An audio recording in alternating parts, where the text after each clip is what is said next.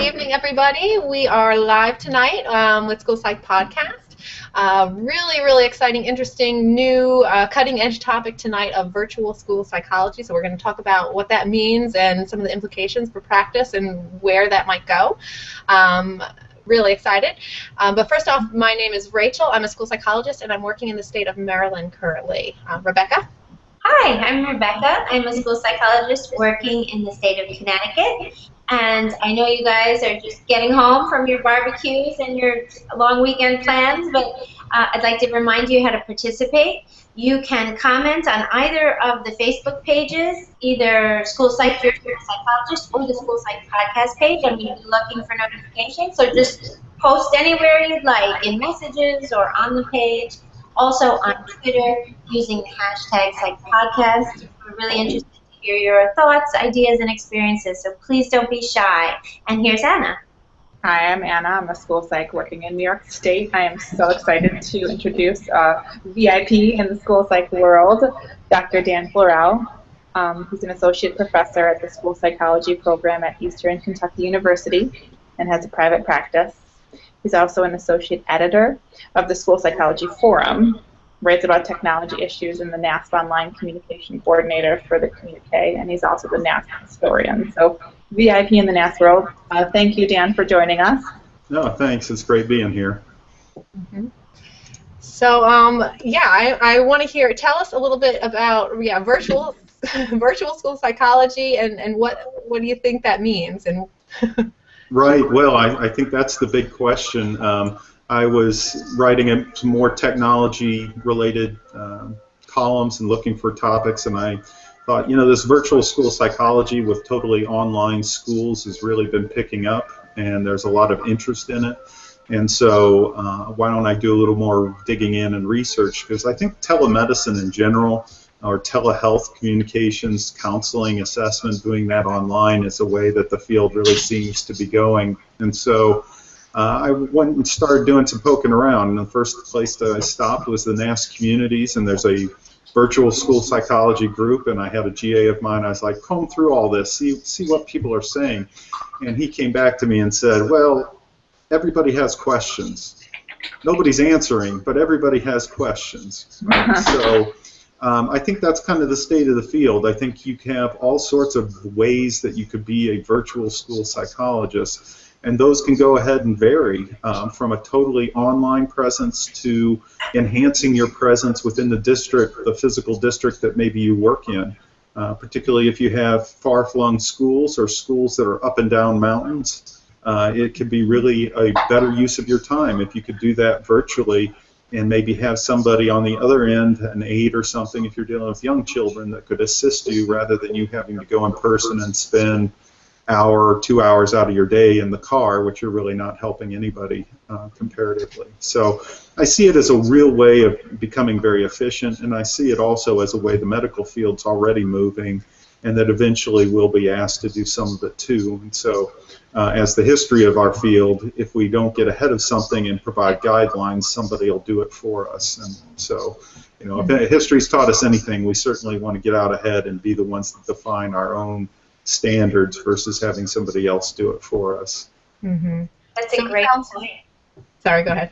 Oh, so I was just thinking, Dan, do you think, I love that point, and I think it's a great area for advocacy for school psychologists. Do you think that there will need to be any change in laws, special ed laws, or other kinds of education laws to help facilitate that move into the virtual world? Well, I think one of the things that would help most is the licensure certification issues for states, and having an adoption of a more countrywide type of certification licensure process. Now, I wouldn't be holding your breath, though, that that's going to happen anytime soon, because there's a doctoral association who's been trying to do it for clinical psychologists for probably 2 decades now, and I still don't think they're quite getting very far as traction. The next best thing, of course, is to go with a national certification type of program like they have with the NCSP, and I think the NCSP might be a good way. But right now, as it stands, the best way to be a virtual school psychologist is to practice in the state that you're certified or licensed in, and not try to go to outside your state, because that's where it can get real tricky and you can get yourself into trouble quite quickly. Mm-hmm. So I'd received periodic emails from contracting companies and whatnot, just because when I was looking around at jobs before, you put your name out there, and then for years and years you get these emails from contract companies saying, come and work for us. And I do recall getting at least one saying, come and do counseling remotely for us, and I think it was within the state that they had me listed down as being in at the time. But I thought it was interesting that they were specifically using that in their recruitment process, that you can stay at home, or you can, be 50 miles away and you can work for us. And right. I think people have for a long time found it very appealing if they could work from home in some regard, and I don't think our field is immune to that at all. We have a preponderance of women in the field, and a lot of women have children and want to be around at home with their children, or at least have a little more flexible hours than the hours that many of us put in. And so that sounds like a very appealing route to go. And of course, private companies come in anytime they see that they could maybe make some money off of an opportunity. So I don't know what level of expertise all these companies have in regards to our laws, though, and the services that we can provide. I can say, though, as I've dug in more into the literature about telehealth and especially telecounseling kind of things, that especially with like cognitive behavioral therapy, they're finding a lot of or high levels of efficacy with a kind of video conference or even pre-programmed website kind of approach. They're finding it to be equivalent to face-to-face counseling, or sometimes maybe even a little bit better, because there's a little bit better maintenance and follow-up on being able to contact people online. So, I think for many of us who don't get to do much counseling because of all of our other responsibilities, not having to travel to a school and still being able to do some of that, this may be a nice alternative. And I think companies are seeing that too, and so that's why you're seeing them try to recruit and get more people involved. Yeah, it sounds wonderful. Also, in terms of more flexible hours for kids, one of a big challenge for school psychologists in buildings is getting kids during their school academic days to have enough time with them for counseling or for lots of different things. So maybe if instead of a regular 7 to 3 or 8 to 4 schedule or whatever, if we had just a caseload and that we could work with students and families to manage what we needed to accomplish over time, maybe we could do an after-school appointment or even a weekend or something like that. Well, I mean, one of the things I can envision is, and the thing of it is, I think we could become virtual school psychologists with the technology that we have today. I think with planning and enough thought in the process, we have perfectly adequate abilities from a hardware perspective to do things. It's a question of getting everything ironed out and getting people comfortable with it. So, for example, if you wanted to have 1 day a week, which you were able to do counseling, you have 3 different schools, and you want to make the most of your time, you could do in person at one of the schools and then do it virtually for the 2 other schools, have people sign up via like a Google Calendar app, and then you just click over to whatever the next appointment is. Depending on the age of the child, you have an aide there that has at least had a background in a little bit of, say, counseling, because one of the big areas, of course, is what do you do if it turns into a more crisis sort of situation, and that they've been informed enough so that they at least know the next steps until you can either get there or you can provide the advice for somebody in the building what steps are next.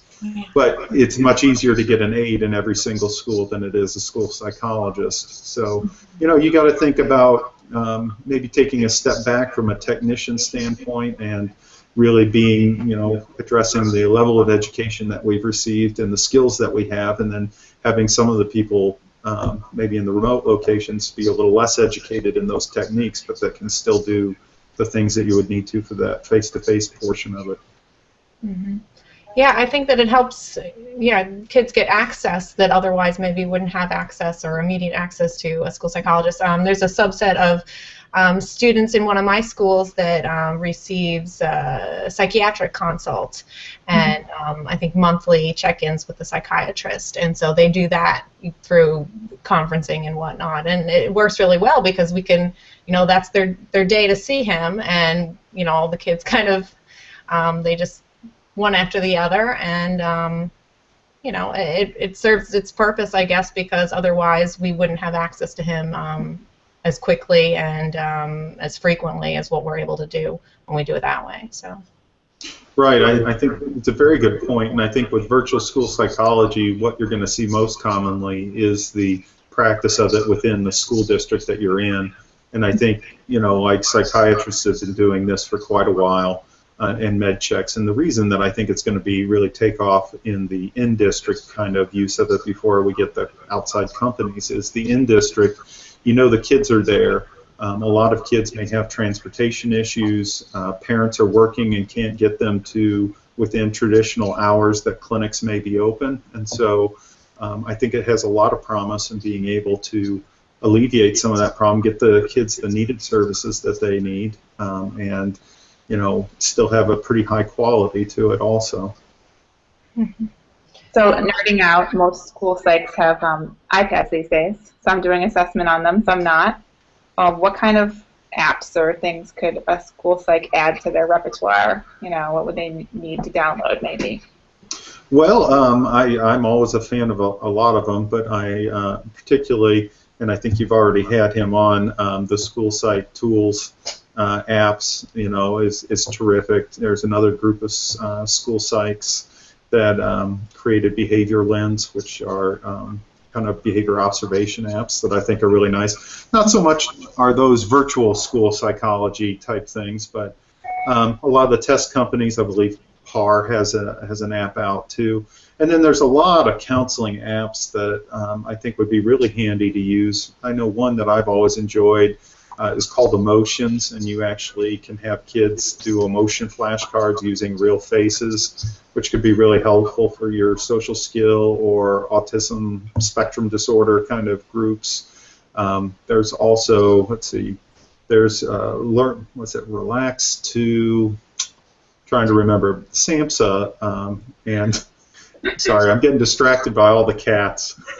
It's like a cats that are just parading across my other video feed there. There was just one first. Now there's like all these tails that are just sprouting up. So it's hard Anna's to our cat lady. thought process. Cat night. You tripped me up. Okay, if that was the goal, you certainly did that, Anna. You're so serious and professional and everything with the podcasts and stuff in NASP, and so we put the cats in just to throw you off. Well, I heard you add, what is it, cats and babies. So if you can get the baby there too, I think we're going to have a really high kind of podcast coming in. Knock on wood, if she wakes up, I'll pull her out. That's fine. But I did want to point out there are a lot of good SAMHSA apps. SAMHSA is the federal mental health agency out there, and they have like Mood Tracker, which is a really good app that people can use kind of subjective units of distress on like a 1 to 10 scale, and at any given moment, where am I on that? And then if they come in for a counseling session, you can review those, because I'm sure you've had the experience when you ask kids how this week goes, and they go, oh, it's been fine. Well, if I can look at the app and go, well, what happened Wednesday? Wednesday seemed to have been a real, you put a 2 there, and it could really spark some conversations that could really be good therapeutically. Plus, the great thing is nowadays all the kids are carrying around their smartphone with that app, and so you can even have little reminders pop up, and they can just quickly plug what they're feeling at that point in time. Mm-hmm. And it can either reinforce that, look, most of the time you say you're feeling fine, so maybe this anxiety isn't quite as bad as you think it might be. Or vice versa. There seems to be, what's going on Wednesdays? Wednesdays seem to be really bad for you. Throughout the day you're rating yourself really low. So I like that one. And then they have things for like post-traumatic stress disorder, which granted may not be as prevalent in the schools, but then again, one of the hot topics right now in the field is trauma-based care. And so a lot of what SAMHSA has done and the Department of Veterans Administration has done is create these apps for obviously the soldiers, but I think it could easily be used for some of the children or adolescents in particular who've really had some real difficult times. And I don't think anybody would argue that they haven't experienced trauma. It's just not maybe as we traditionally think of it from a war or soldier kind of standpoint. So also, like with the, I mean, you talked a bit about the virtual counseling part. Is the evaluation, is that coming along too? Is that even trickier? What's involved in that? Have you seen any of that? Well, I've seen a ton of testing, and I would imagine that all of you have too. In Kentucky, anyway, they had the measurement of academic progress, or MAP programming, that's used a lot. There was also another company called that put out FAST, but both of those are online dynamic assessment instruments. You know, that you answer a question, and if you get it right, you get a harder question. You get it wrong, you get a lower question. And then you get these RIT scores and these seemingly random numbers that come out of it. But the whole point is that's done online, and it's done in massive groups. I mean, you have kids, at least in our schools, go through 3 times a year. They're doing these MAP testings. And so from an assessment standpoint, I think it's here now. Talking about IQ testing, that one-on-one individual IQ testing, that's a whole different matter. Especially how we've normed our tests. Now, I can remember there was a vendor out trying to sell an IQ, totally online IQ test almost 15 years ago when I attended the APA conference. And I saw them again maybe 8 or 9 years later, and they were still putting it out there. If I had to guess, I would say that Pearson is probably already have a prototype of some sort of total online IQ test that can be administered. I think it's not a large leap to go from iPad to total administration. I think they've been a little reluctant because they don't want to make us angry at changing their baby that we've grown up and learned to love, maybe a little bit of hate, but you know, and how would we ensure the quality and that they were properly engaged, and all of the common arguments that are being made. But yet we're not doing that with achievement testing, and if you think about it, what's so special about a lot of the things that we ask that you couldn't do through a video conferencing and maybe even be able to do better with the technology? I'm not as familiar with the iPad administration of the WIS-5. I know that in my training program we do make them learn it now, and I know that there's also even a voice dictation software that you can use in the verbal responses, and anybody who's been totally having to scribble down a kid's response can appreciate having something like that as an option to make sure you don't miss something. So I think the assessment angle is going to be continually a challenge. There are the people who are the strictest out there that say that, you know, unless you've designed an IQ test to be given online or through video conferencing, you're going to violate the standardization on which the norms and all the other things were based. And I think that's a very good point.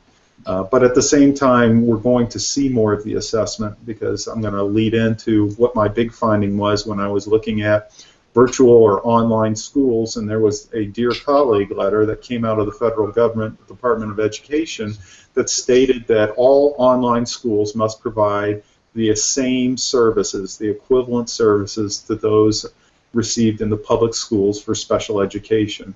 So if you think about that for a minute and know that there are 250,000 kids in the country that are in these online schools, it tells you that there's going to be some assessment going on, and how will that assessment look? I'm intrigued about what our observation is going to look like in somebody who goes to a totally online school. Yeah. For sure, and if anybody is watching tonight and has experience doing, you know, this type of counseling or assessment, for sure, you know, contact us and we'll maybe engage you a little bit. And I know that somebody had a question or a concern about maybe our video being a little bit grainy. So if anybody else is seeing that out there too, let us know. I'm not sure if it's just that one viewer or if it's everyone, but yeah, super interesting. I have seen an assessment past my desk kind of from a dyslexia person who was out of state who assessed one of the kids that I was later evaluating. And yeah, it got me wondering about licensing and out of state, and that other professions seem to be doing this. And yeah, what they mentioned in the report, something about, you know, this report followed such and such standards for online assessments. So yeah, it seems like NASP is, are you guys actively working on like standards for these type of things, or is this still just in a very, very beginning stages? I would say I'm not privy to all things going on at NASP, being the large organization it is. I have not heard anything about online assessment. Really, the big topic of anything regarding online right at this point is training, online training programs for the field. I think that's much further along the way, and I think up until now, the online assessments just going to be kind of a wild, wild west for a while until we can kind of figure out the logistics of it all. And so for anybody who eventually listens to this or is listening right now, if you wanted an area of research trying to figure out equivalency and standards for these things, somebody needs to put something forward, because really there's not any guidance. There's a lot of questions. I think there's a lot of interest for a lot of people, especially if you're kind of into technology. But you don't want to put your credentialing or your career at risk for violating things by going too far. And unfortunately, there are specialists out there in a variety of fields who don't seem to consider that as closely. You know, maybe assuming that if a company wants to do it, it must be legal. And I think that can be far from the truth. And then there's even more restriction in regards to, like in my state, if you're a credentialed school psychologist but not licensed by the Board of Psychology, you can only work in the public schools. You cannot hire yourself out to an outside company to do other evaluations. That falls under the Board of Psychology, and they have a whole other set of criteria different from the sort of certificate to practice in the public schools. So I think, you know, and I know there's other states that have other standards that do involve and allow independent practice with your certification or licensure as a school psychologist. But if you're out there and considering something like that down the road, or you're getting solicited to do, you really should check your credentialing laws in your state to make sure that you're not acting out of practice from what you're certified to do.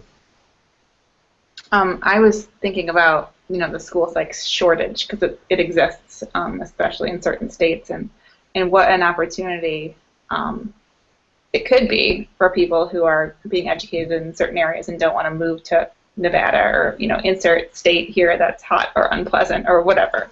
No offense, Nevada.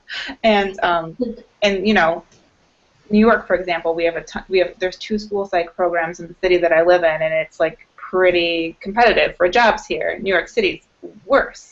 So I feel like if people could do a virtual school psych job and live in the city they want to live in, that could really open some doors for districts who aren't getting any help. But there are a lot of things that would have to be in place for that, I suppose. Well, I mean, let's get aside the whole credentialing and licensure, because I think I've covered that enough. But let's look at even the awareness of the laws of what it takes to qualify for a particular type of service, or what type of services are available.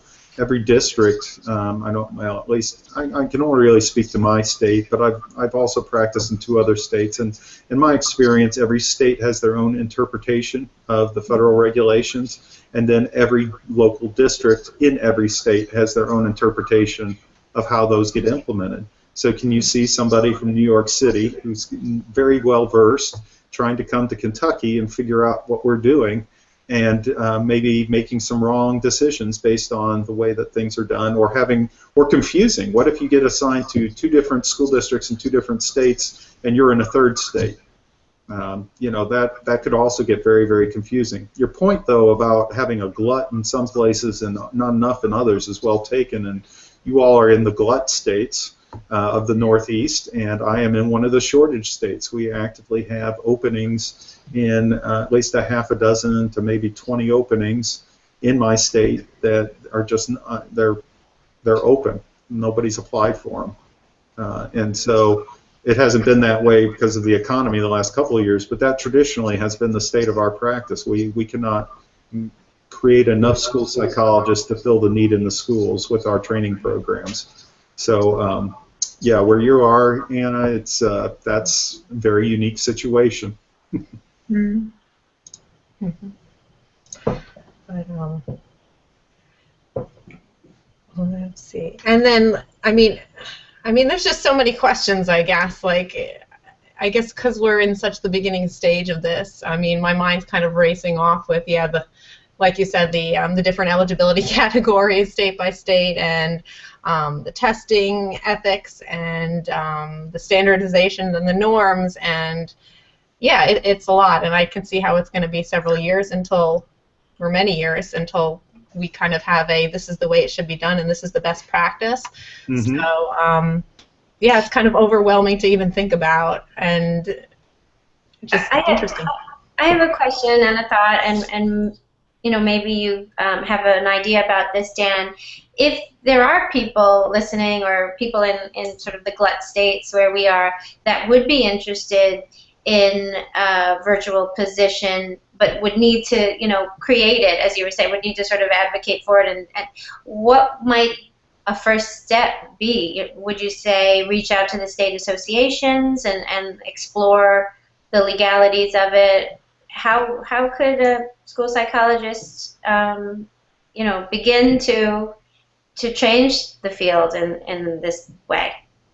Well, I think the advocacy angle and asking questions, that's the way things get started to get done.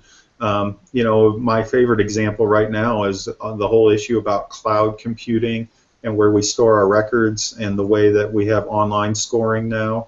And the test companies had very different policies when they first introduced it than what they do now. And what they've done is made it a lot less or a lot more difficult for them to save and use the records that people store on their cloud servers, and they've been forced to go ahead and have very explicit privacy policies added. And the only reason that they've done that is because they had a lot of school psychs and others asking questions about what are you going to do about this. And so with virtual school psychology, you're going to see a need to have the same thing until the boards of education and the boards of psychology in your states hear these questions being asked. Nobody's going to give you the details because it's a kind of a niche issue, in the big picture of things. And so I think the state organization, maybe having a committee formed at the state level to kind of advocate and at least define what school districts can do. If you're interested in something like that, if you work in a district now, why not try to do a pilot program? It's not going to be very expensive to do. Start out with something that's going to be very well proven, such as doing some therapy with maybe high school students and making sure there's an aid available in case there's ever more of a crisis situation. Try it out with a few people, what works, what doesn't work. Look up a little bit of the literature on the telecounseling, which I can tell you is extremely robust right now, and go ahead and try some of that. And then, next steps are, how would you do, and my big wrinkle here, if we answer this, we'll probably be well into it, but how do we diagnose a behavior disordered child that goes to a totally online school? I'm intrigued to death of that. And the other thing that I really would think that would be totally cool is remote observations. I would love that. And of course you could say, well, turn on the camera and do it. But obviously, what about the privacy of all the other students that are in that classroom? But I know, because my daughter plays on Snapchat all the time, there is face blurring software that if you could track just the person you wanted to do and everybody else on the video, their face automatically blurs. I think that would be the coolest thing ever. And then you could actually go during, let's say, the child, they're having math problems, you could actually observe or set the recording to go into math class. It turns on, and then you review it whenever you can get to it. And the teacher, before you can review it, has to indicate which student is the student being observed, and the software just blurs everybody else. You can still hear them, you can still see the bodies, but you can't see any faces for identifying information, and you could have authentic observations. I mean, how cool would that be? That's amazing. That's Yeah. really And I think that something that could be really cool about this also is it makes me think of a while ago we had a podcast discussion about suicide prevention and the tier 1, universal kinds of supports that are sort of positive psychology interventions for everyone that can help perhaps support people that we might not otherwise catch. And one of the comments that came up back then was that sometimes when we have a suicide attempt in our schools, the student goes from that tier 1 level immediately to this outside level, this hospitalization, outpatient, like almost this tier 4 level. But once they get treatment, whatever that is, when they re-enter the school, they go right back to tier 1, and there's no sort of intermediate support. That's a terrible model. That's a terrible thing that happens. And if with virtual school psychology, I think there's a real potential to address that and help students that do have to re-enter sort of a regular everyday school program. So I think there's a lot of really cool ways that this could positively affect students and families. Well, and think about the the outside agency school contact. If they have a video conference software that's set up and the school has managed to carve out an area for this kind of counseling, they could maybe get follow-up, get back down to a tier 3.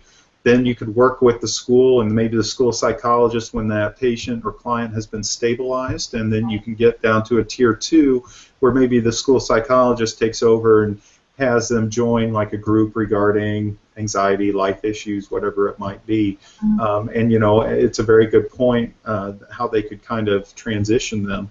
So, but then you have agreements that need to be formed and standards once again on how you would do that. But I think it's a huge issue, just like you have with kids coming in and out of juvenile courts and issues like that, who've been in that and now are transitioning back, or substance abuse, which is so prevalent around the country. How do you transition those kids back with enough supports? One of the big rules of recovery is change your setting, change your friends. Well, how's that possible for an adolescent coming back to the exact same school, going to the exact same home? Unless we get the schools do something, and I don't know, a lot of schools may not be able to or don't have the resources to, and I think a virtual kind of school psychology might be able to assist that, and just giving us more hours in the day where we can directly apply our skills rather than having to do things like commuting. Or can you imagine how nice it would be to have meetings scheduled, and you can do your meeting for a certain part of it, and then you can blip out and you can go to a meeting in another school and not just have to sit and go, oh, well, we couldn't schedule that, you're going to have to wait an hour. Right. It's so hopeful. Yeah. Yeah, and I've tried to do some, when you have a big county and, staff meetings even, or trainings, I feel like sometimes some schools are moving towards like recording the training so others can either, kind of virtually attend or watch it later type of thing. But I still see some schools a little bit resistant to that, you don't want to lose this personal touch, and I totally get that too, and I think that's going to be a fine line. We as therapists, and we want that personal contact, but at the same time, there's so many benefits to doing it remotely, so I think it's interesting. I think it's a very good point, and frankly, I found myself on both sides when NASP stopped doing as many in-person meetings for a lot of their organizational work and went first to audio teleconferences, which I got to tell you, I hate audio teleconferences, but now they're also doing some video ones, and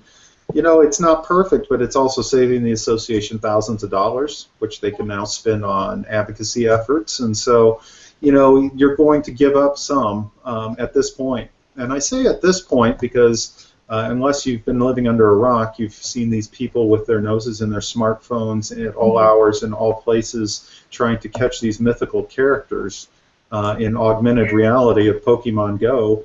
And, that's just augmented reality, and then true virtual reality is not too far away. And so, how is that going to impact our ability to do virtual school psychology?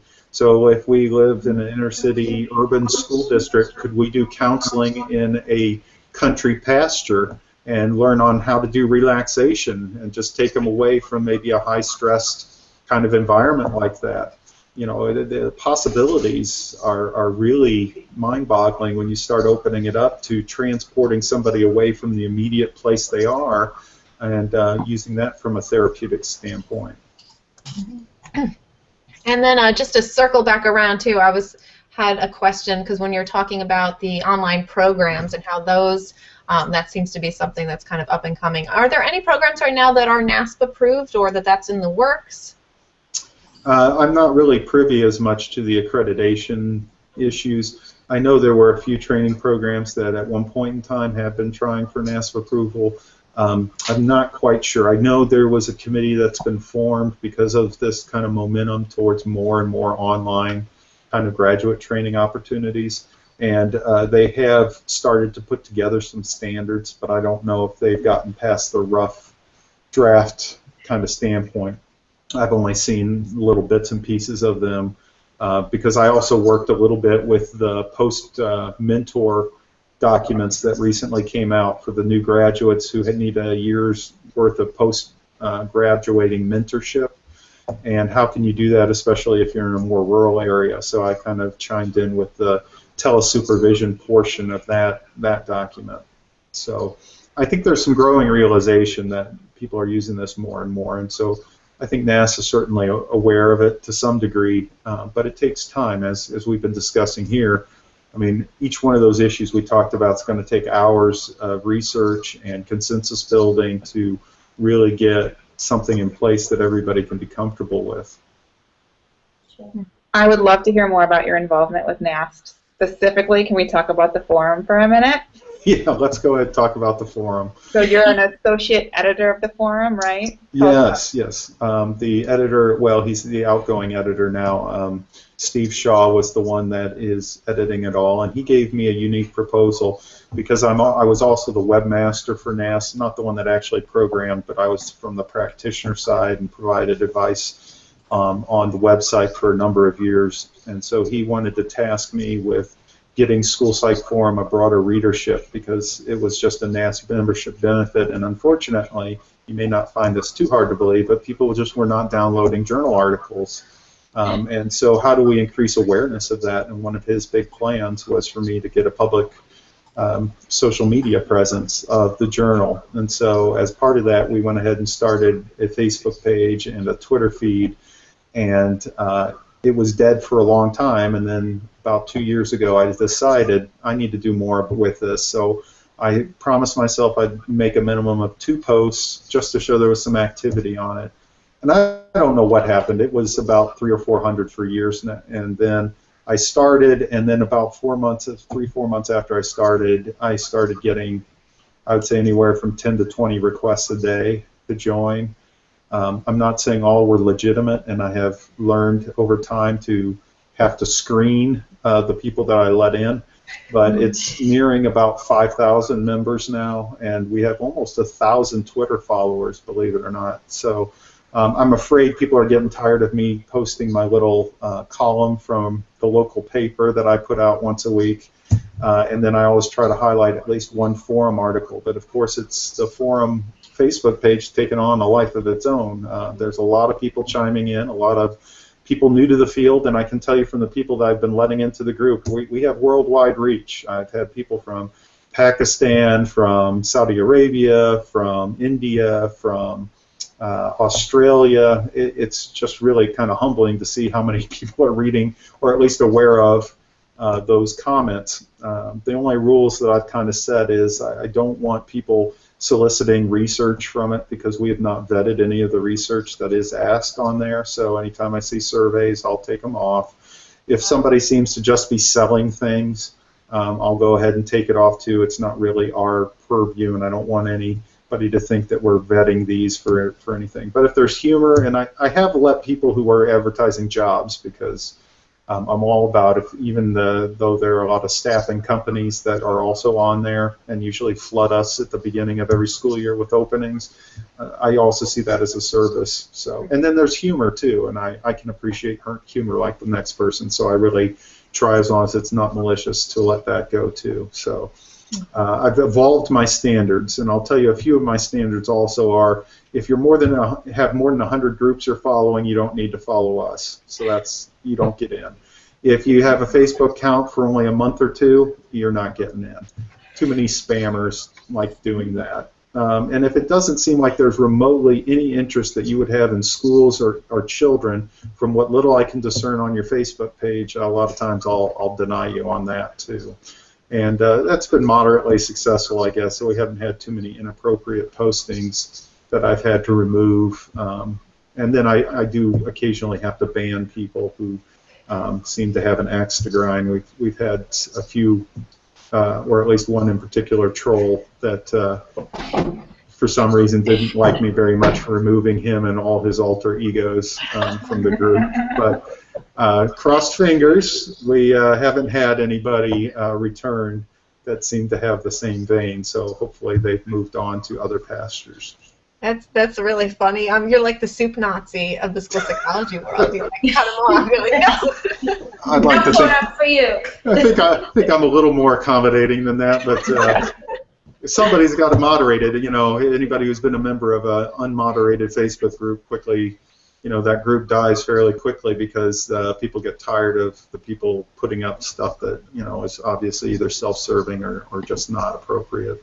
Yeah, and I'll say that I'm addicted to the forum. Like, it's constantly, like, I'm on Facebook way too much because with it on the phone, and it just, but it's frequently on my news feed because I'm clicking on it, and the more you click on things on Facebook, the more you get bombarded. So I'm always seeing all these really interesting discussions and questions, and I just can't help myself. I'm always chiming in, and I try and pull back because I'm like, people are probably just tired of, Rachel constantly weighing in on every little issue.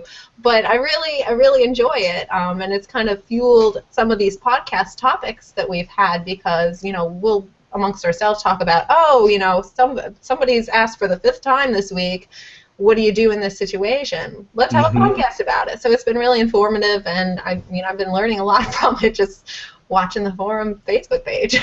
Well, I will say that what you do informally, I'm doing more formally in that I'm tracking all the posts for an academic year, and then we're classifying them according to the NASP convention classifications, and my goal is to try to see, and I take the forum as kind of a more public practitioner-oriented, they're bringing up issues. How well does that match with what we're seeing at the conference, what we're seeing in the journals? And, is there an area of disconnect that maybe the researchers haven't really looked into that there's considerable concern about? Or maybe it's something an association can address more. I know I've seen a lot of job questions, what about my first day of, and one of my many jobs is I sit on the NASP Publications Board, and I know some of the things that we have been looking at, beginning internship, just graduated kind of advice book.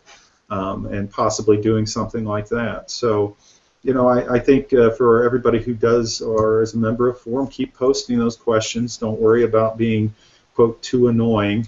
I think, people can choose to ignore your posts. I ignore most of them. I scan enough to say, okay, legitimate question, but I don't really, though I had somebody that posted just the other day about virtual school psychology issue, which is, and actually I ended up IMing them and then calling them up to chat with them about their experience because it's so hard to find anybody like that. But if it wasn't for the forum, I wouldn't have that opportunity. So, and of course I have to put a plug in that, the articles, the whole basis for the forum, are extremely useful, and they're written specifically for practitioners. That is not just the pure research. Pure research is for School Psych Review and some of the other journals out there. School Psych Forum was really research to practice as its tagline, and so I will continue posting, but there is a very rich background of things that you can even implement now, and I think you see in my posts that at least get a couple likes. Now granted, most of the time those are from other academics, so I feel like I'm preaching to the choir in that case, but For those of you that are out there, I highly advise you to actually look at the articles. They're not as intimidating as maybe what you remember in grad school. They're made for, you know, people in the field. That's the whole point of it. Mm-hmm. So Awesome. Well, we're out of time. We really appreciate you coming on, Dan, and spreading a lot of knowledge of technology. My mind's a little bit blown and overwhelmed. You already got your plug, but any final thoughts or comments? Anything else you want to tell us or say to the world? There's so many things I could tell you. I haven't even gotten to the NASP historian position that I have, and all the wonderful things about our field that I've been learning that I just had glossed over even when I taught it. But no, I'd like to say that, you know, virtual school psychology, it's going to be here. When you have the federal government saying no, online schools have to have these type of services, and the fact that medicine and all these other fields are moving ahead with this, we're not going to be able to ignore it. So we need to really investigate it. We need to push all of our states to go ahead and get some clarification on how it can be done. And it's not going to be a if it'll happen, it's going to be a when it'll happen. And so if anybody has any ideas, certainly you can contact me or your school state association and get the ball rolling if you have an interest in that area. Awesome. Thank you so much for your time. And for those of you out there, we're back to school and back to podcasting the first and third Sunday of the month. So we'll see you again in a couple weeks. And thank you again, Dan. It was a pleasure. Yeah, it was so nice to be here. Anytime you want to have me back. that'd be great. All right. Night, everybody.